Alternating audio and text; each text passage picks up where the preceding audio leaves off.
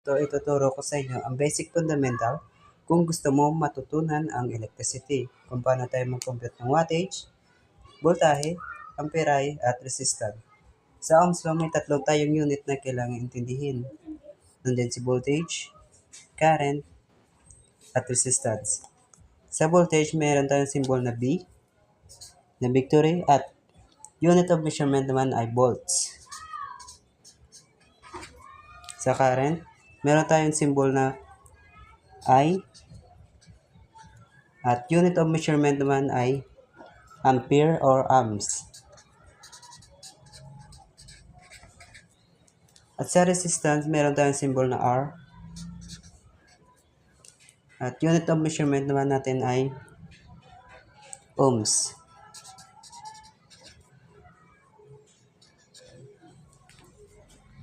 So, regarding sa ating competition, meron tayong tinatawag na Ohm's Law Triangle or Ohm's Law Formula. Ito ang pinaka-guide natin sa ating formula para madali natin intindihin. Hinati ko lang ito sa tatlo ang triangle at ilagay si volts, current, at si resistance. Halimbawa, kuhanin mo si volts. Ito lang yung paraan para madali. Ito kasi yung tinuro ng instructor namin para madali namin makuha si volts. Takpan lang natin si volts at natira si current times resistance. Current times resistance. Kung gusto mo naman kuhanin si current, takpan mo lang si current, ang natira si volt at si resistance. So, volts divided by current. At kung gusto mo naman kuhanin si resistance, takpan mo lang si resistance at natira si volts at saka si current. So, volts divided by current.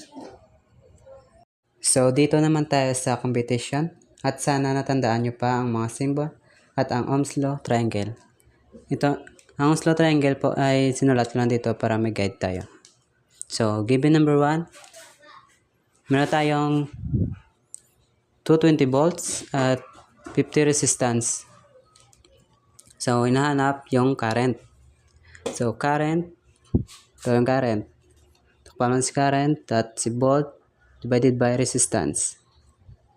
Volts over current. Over resistance. So, current equal. So, bali may 220 volts tayo divided by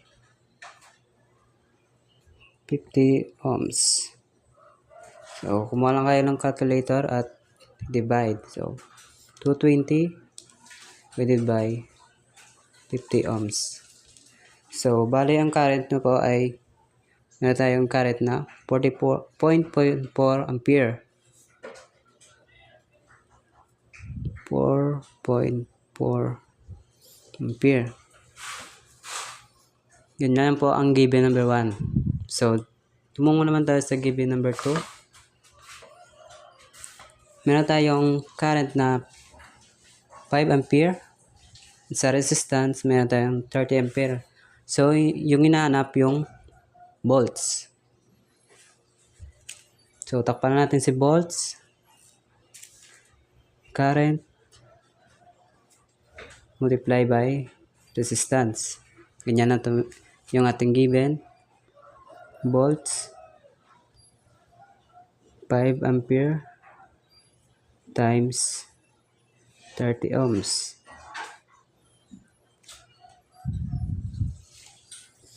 Volts, kumuha lang ang calculator at the times. So, 5 amperes na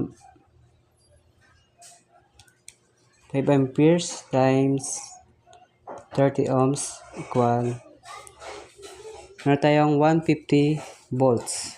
Ganyan lang po kumuha. 150 volts. Kumbaga yan, paikot-ikot lang. So, pangatlong given, meron tayong 100 volts. At sa current, meron tayong 10 ampere. So, ang given natin, volts over current. So, divide lang natin yan. Resistance, meron tayong 110 volts divided by 10 ampere. So, kumuha lang kayo ng calculator at divide 110 divided by 10. So, meron tayong resistance na 11 ohms. So, ganyan lang po mag-compute para sa atin Ohm's Law Triangle. Sana maintindihan nyo.